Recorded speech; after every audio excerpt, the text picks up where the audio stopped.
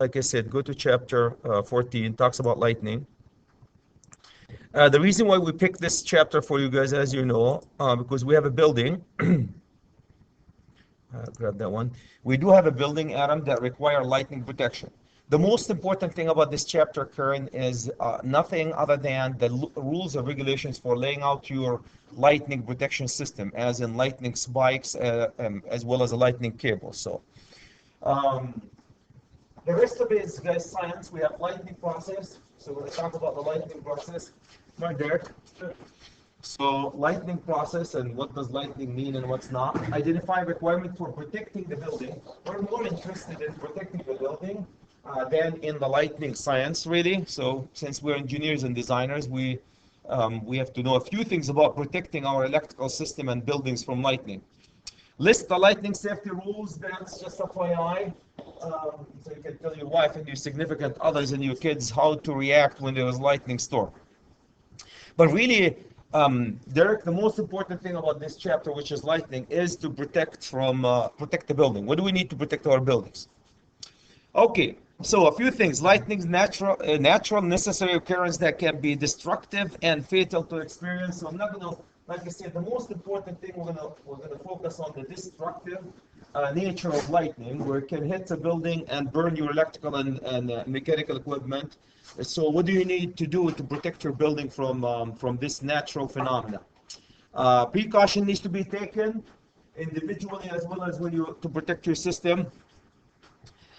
In order to understand it, of course, we go back to the atomic structure and how things move, and to appreciate the need for lightning protection. So it goes down into the movement of misses electrons from one point to another point, and a discharge that we call lightning. So we're going to go down into, like I said, into the atomic structure. A few review, guys. Again, this is not science. I'm not your science teacher. All matter is made out of atoms. Atoms, you did that one in the science, right?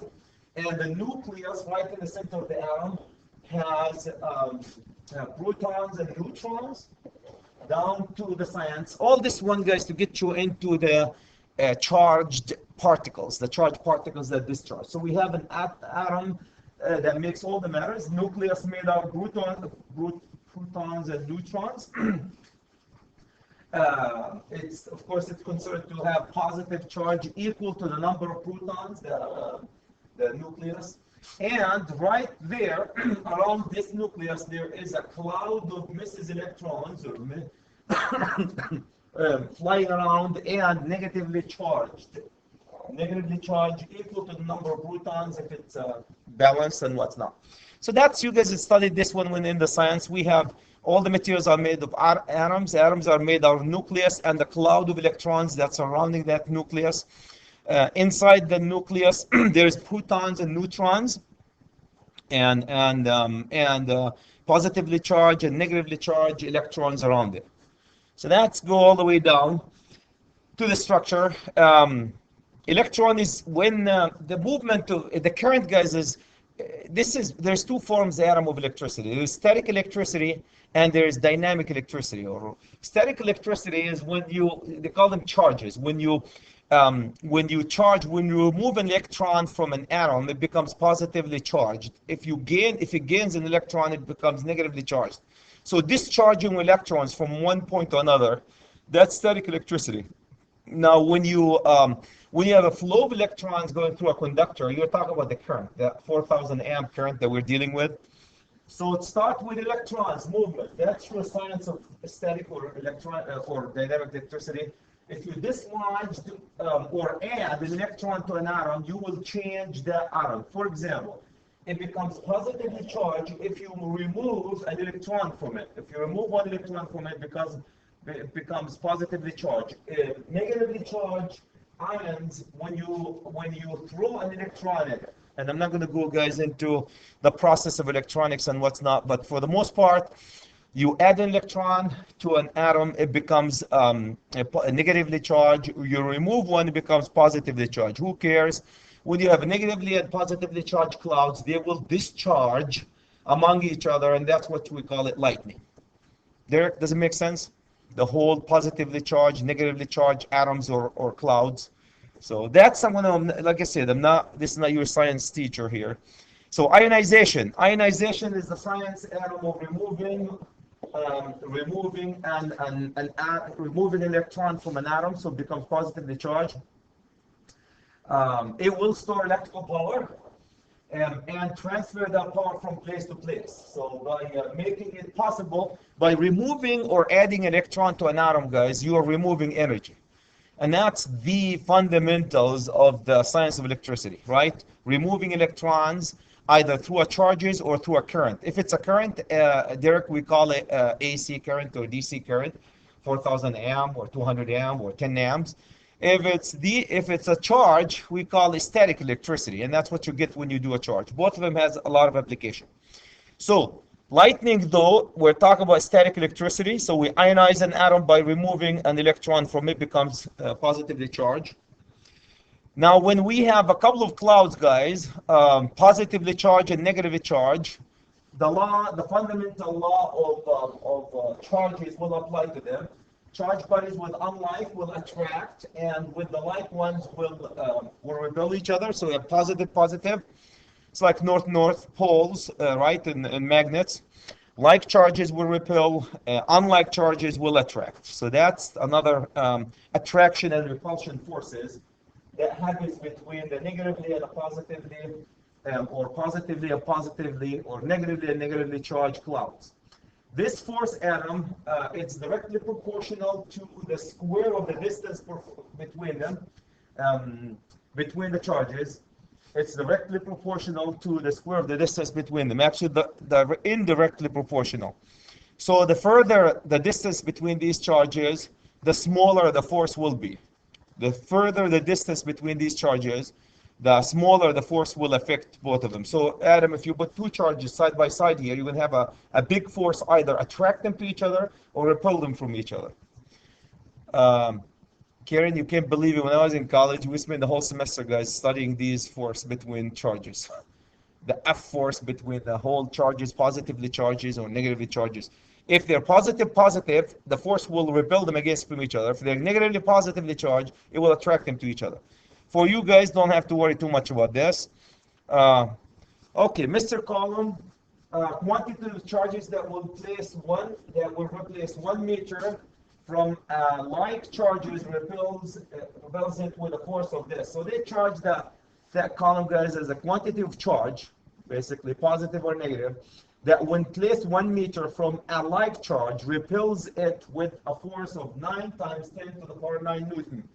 I'm going to spare you to the calculation, guys. Like I said, I spent the whole semester studying all this one. All what you have to know is there's positively, negatively charged clouds, and they discharge with each other. That's all what we need to do. And then they measure the work, guys. The work done is measured in joules. Energy released by the force of 1 Newton. If you act a 1 Newton on an object for moving 1 meter, you have gained the object, or if you worked an equivalent to 1 joule. Voltage potential energy charge gains when 1 joule of work is done on 1 column of charges.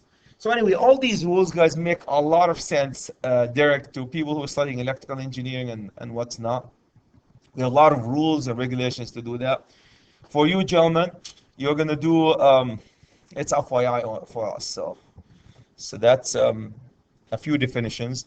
Okay, then we get into the atmosphere, my friends. So the atmosphere, you can see, is divided into three layers here.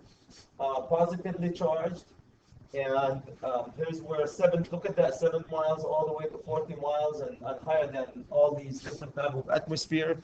Voltage difference, look at that. I don't know. So look at the voltage difference, guys, between 40 miles above the Earth all the way down. Is it for more than 40, like almost 47 miles into the stratosphere area? The difference is 3 times 10 to the power 5 to 4 times 10 to the power 5 voltage potential difference because of the charge. Anyway, so there is a lot of charges. If you have a charge, positive and negative, you will create a voltage difference between them. So I don't know the ionosphere. I don't know if I'm saying it right. The ionosphere, that top, the positively charged, guys, 40 miles or so above the Earth, where the atmosphere contains more ions. Then in neutral atoms, Earth has a surplus of electrons, so negatively charged compared to the ionosphere that's positively charged. 3 times 10 to the power 4 voltage negative with respect to the ionosphere. So that's what they're talking about, guys. There is a voltage difference between Mother Earth, where Zayu Derek standing right in here. Your eyes are looking here, and between 47 miles above us, or 40 miles above us. So there is this amount of voltage. That's a huge amount of voltage. So anyway, that's what the lightning is. When it pushes, when it has a path, you remember we have a speaker about lightning. When it has a path, it discharges a huge amount of energy in form of charges from point A to point B in the form of DC current, basically. It goes short amount of time, very huge amount of energy. If you can capture this energy atom, you'll be the richest man on earth. Okay, so that's basically so here's a couple of things, guys. Because of positively charged, we have clouds. Because of this area is positively charged, then it attracts, the cloud becomes here positive. You can see positively charged, negatively charged cloud. And the Earth becomes, it attracts, because this part of the cloud is negative, guys, it attracts the positive to it. And then when it has a path, it shoots the whole energy, static energy, directly to Mother Earth in the form of lightning. Any comments, guys? Any questions? So what is the lightning? A discharge of static electricity from point A to point B because of positively, negatively charges clouds or Earth. In this case, we have a negatively charged cloud discharging in a positively, more positively charged house in this case. That discharge can happen between cloud and cloud or cloud and Earth. We're not concerned a lot about the cloud and cloud. We're concerned about cloud and Earth.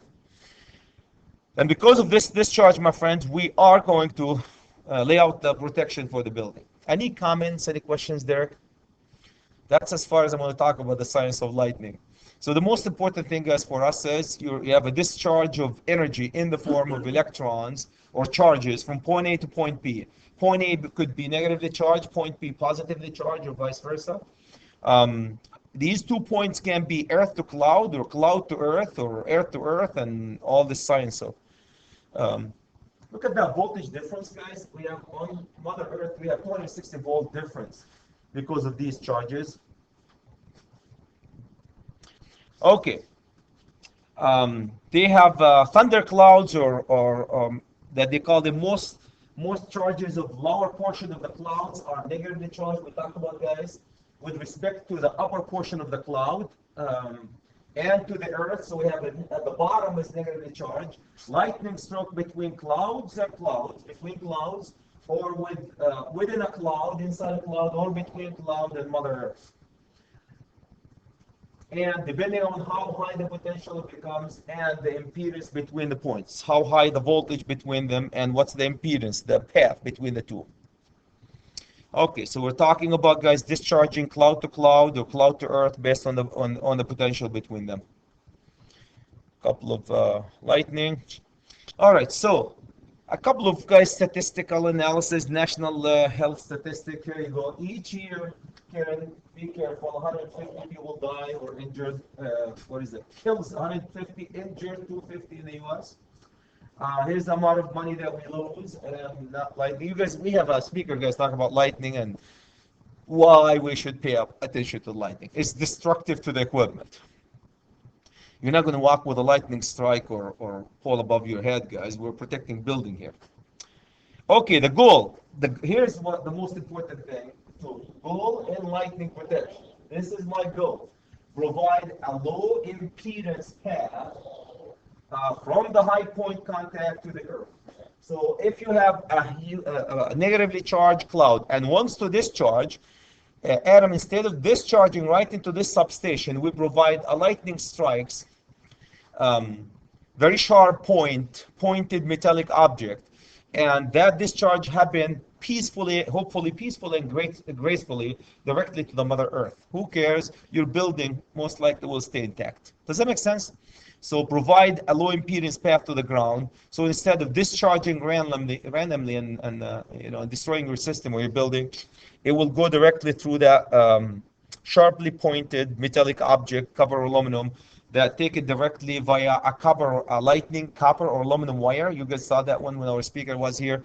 Take it directly to Mother Earth. There is, you all will give you this master label. Lightning protection system installed should be guided by the requirement in order to make that master label. Endorsed by you all, so that's good. And or by the Lightning Protection Institute. With this, Karen, when they put a light, oh, by the way, tomorrow we're going to go to Allianz. I hope they take us guys onto the top of the building. I think there's a lot of snow, but at least we will be able to peek. When you look there, you're going to see all these lightning spikes right to the top of the building with the lightning cable. So in order to, the reason why a lot of buildings guys do this because of Karen, because of insurance. If you put it, you will get some type of an insurance deal, or some in certain areas you might not be insured unless you put a lightning protection for your building. So, big deal. Okay, so the system provides low impedance path for the stroke to flow to the earth while minimizing the damage. The key point, guys, is allowing that huge amount of charges to go right through to Mother Earth without damaging your building. Any comments, gentlemen? Any questions? So after, and again, we have a speaker, guys, and you got Thomson LightNing here. You got a lot of information about it. The key point, guys, is typically when they have a building like ours, you know, you lay it out and you give it to lightning protection. You subcontract it, Derek, when you work for Hunter Regan. This is stuff for subcontractor for lightning protection. Thomson LightNing, you lay them out and then they go and basically do them the proper way and get them inspected and get the label. Does that make sense? For us guys, we have E11 in our building. You are supposed to lay out your lightning rods or lightning spikes around the building and connect them with cables and specify a few things about them.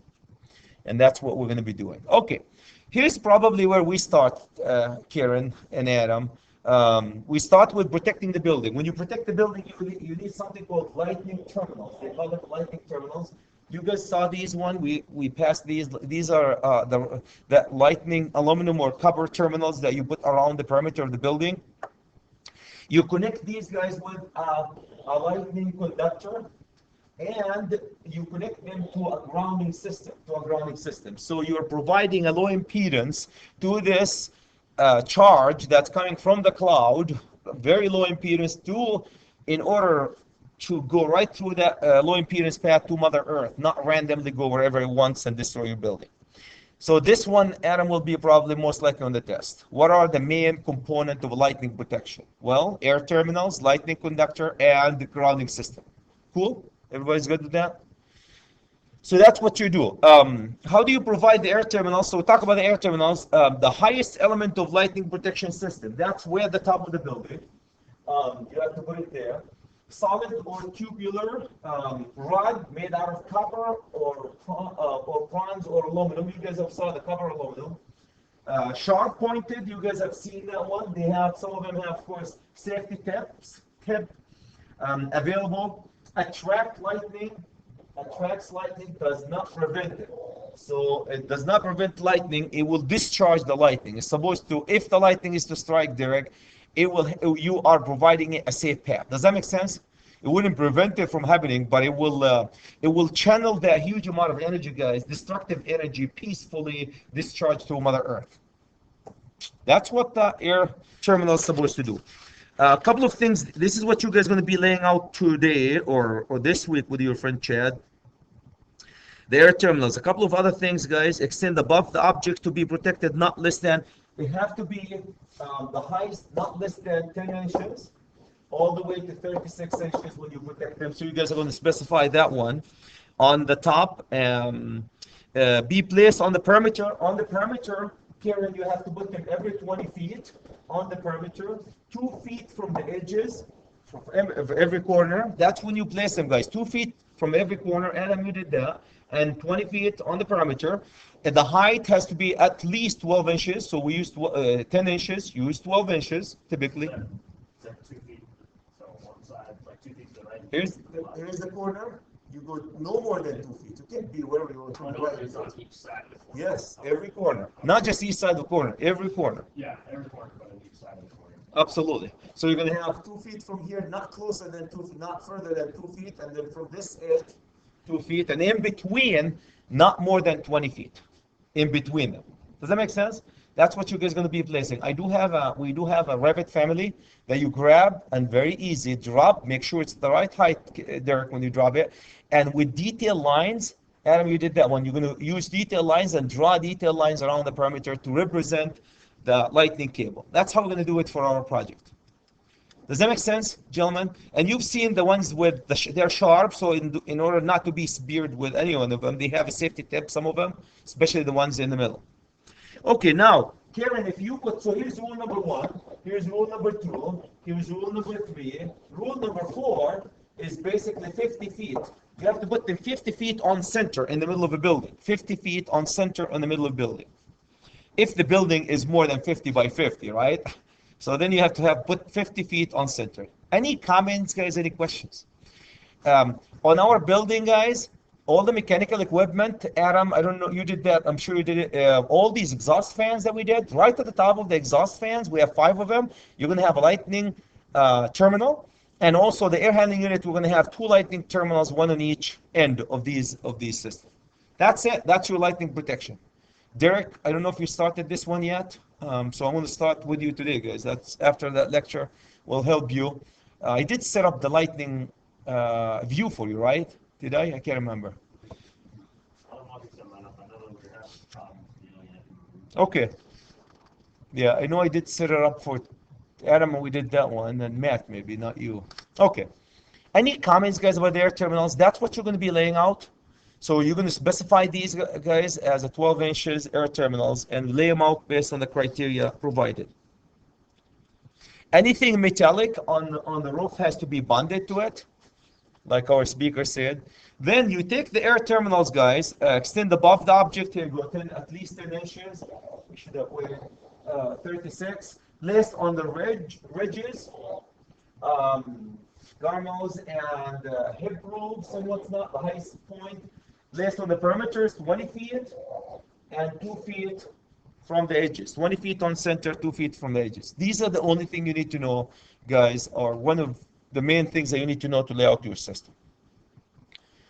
If you are in the center of the roof, guys, place on the center of the roof, 50 feet. Chimneys, all these guys, if it's high enough, you have to put one on top of them. With these rooms are protected by other terminals placed on the dormers and chimneys, except, so you put them, if these extend above the protection level, you're going to put one air terminals right at the top of them. So, any comments, gentlemen, any questions? So remember, you choose the highest points on the top of your building and you put lightning protection in it.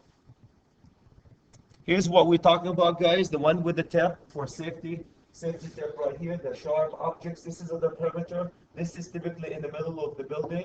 This is right on the perimeter of the building. Okay, so that's a lightning terminal. The second thing, Karen, you have to do is installing a lightning conductor. You have to interconnect all these lightning terminals with a lightning conductor, guys. Cover aluminum.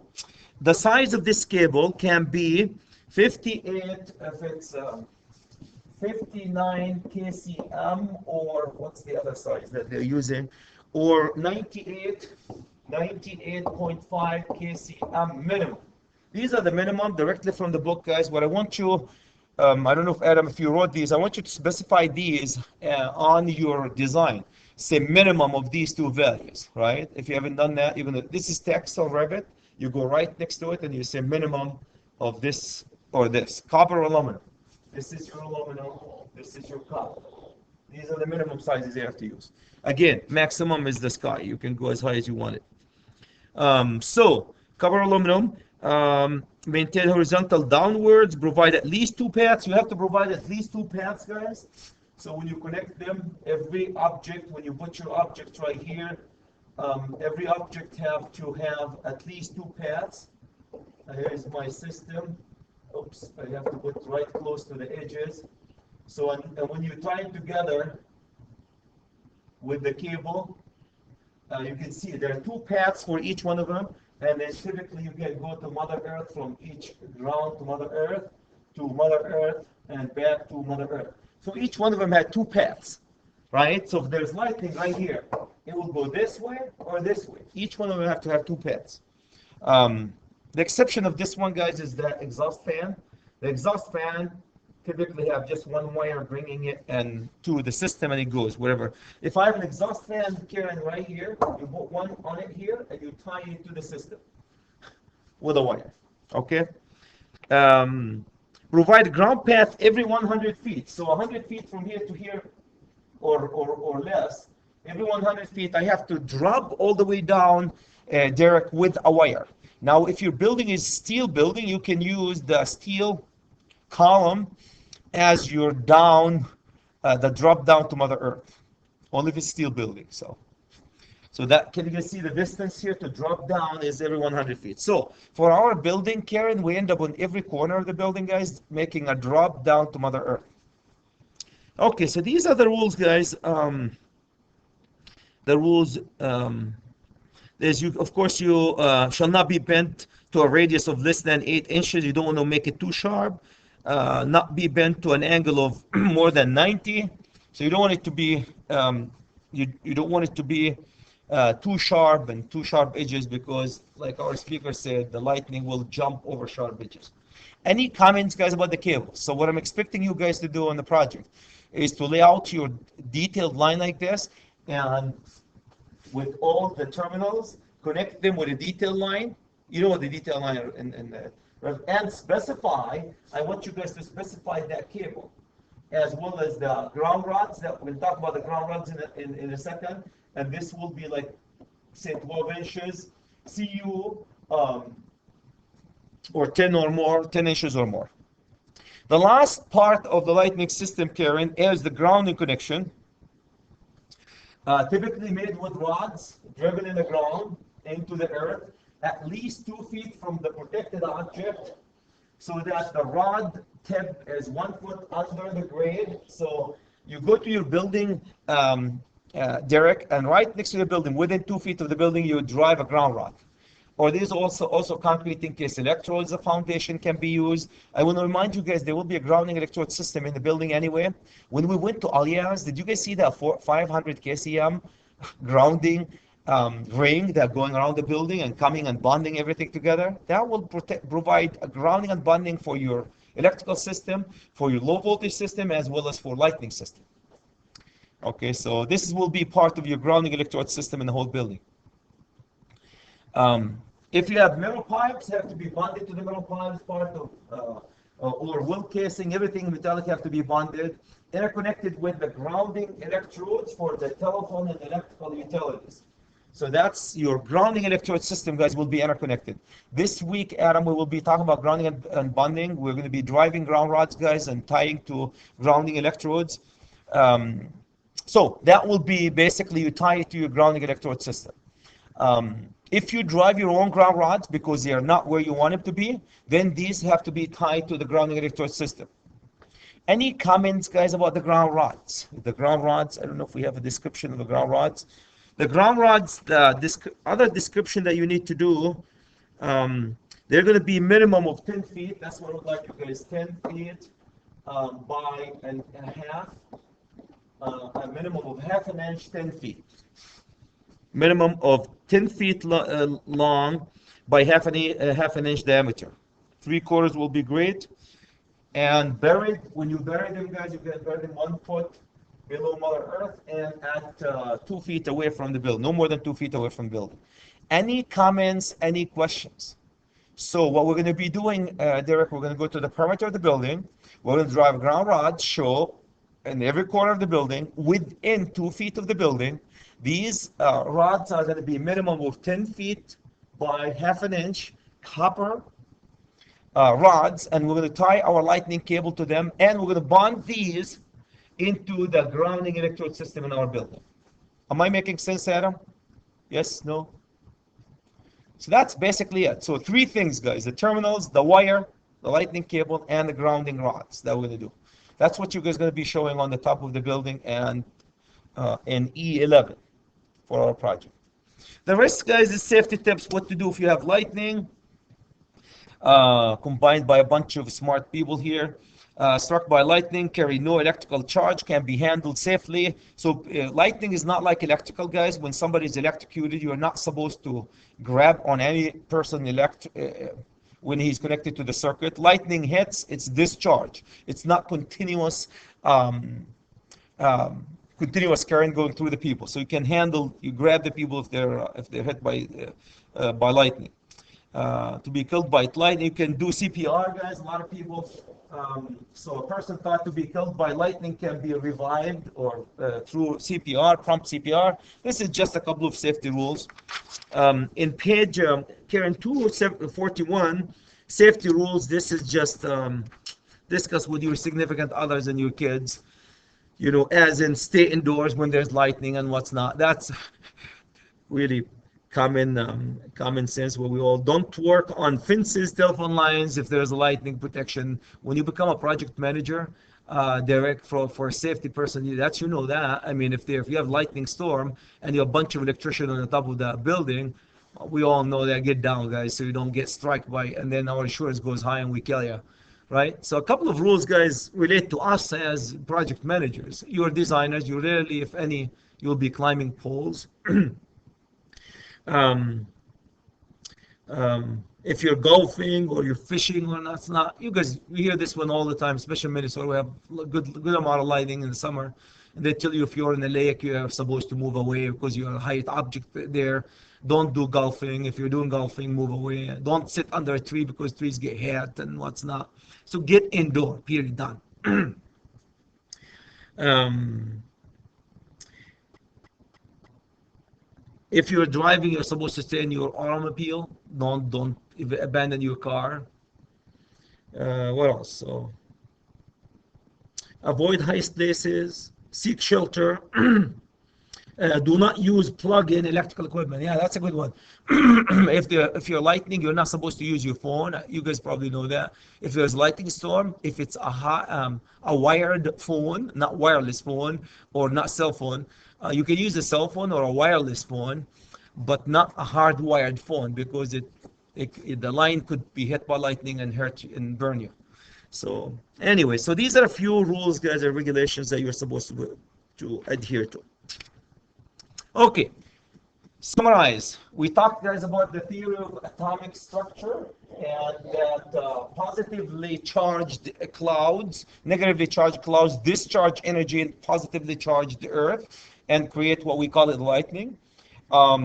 Lightning always provide a low impedance. Lightning protection is providing a low impedance path from highest point contact to the Earth. So if you are to get hit by lightning, you want to make it go exactly the path that you want it to go, which is a safer path away from your building to Mother Earth. That's really the bottom line. So you provide these interstate highways, that's called lightning cables, guys. Big, thick aluminum or copper cables that when that huge energy comes, you channel that energy directly into Mother Earth. If you don't, it will go right through the facade of your building, guys, and bust holes in the walls and burn your electrical systems and lightning system and what's not. And there's tons of stories for this. Okay, so part of protecting lightning protection system, guys, made out of three very important things. Number one, lightning terminals. Number two is a lightning conductor. And number three, the grounding connection or the grounding electrode system. Any comments, gentlemen, ladies and gentlemen, any questions? Any comments, guys, any questions? Is that enough, Derek, to get you up and running with your design? Karen, is that enough to lay out your lightning protection system for the building? That's what the goal of this chapter is, to get you into lay out the protection. Okay, so what I'm going to do with you guys is I'm going to walk you through setup, if I haven't done that, Derek, set up E11 and lay out your lightning. Our goal for this week, guys, is basically finishing power lightning. If we don't finish it by this week, we're really late. So we're done. If you are done with your power layout, Adam, we need to jump into energy code, finish the energy code, and do scheduling. The schedules, we've done schedule with you. Scheduling is really not a whole lot. It's running the schedules and naming the circuits. So when you guys are done with your power, naming the circuits, running the schedules, we have mechanical schedule, owner equipment schedules, guys. We need to do mechanical schedule, owner equipment schedule, as well as panel schedules. Okay, but lightning. Any question about lightning, guys? Is that enough to get you the E11 layout? The only what you need from your friend Chad, guys, is a nice view setup, so that works. Not like the one that I did before that doesn't work, right? And then we do have terminal, lightning terminal, family, Karen. You load it and you place it right around the perimeter based on this criteria that we talked about. Connect them with a lightning cable, specify on Revit the size of the cable, the height and the diameter, the height of the terminal, the length of the terminal, the length of the rod, as well as the diameter of the rod. And that will be basically E11. Cool? Any comments, guys? Any questions? Comments, questions? Okay. So that will be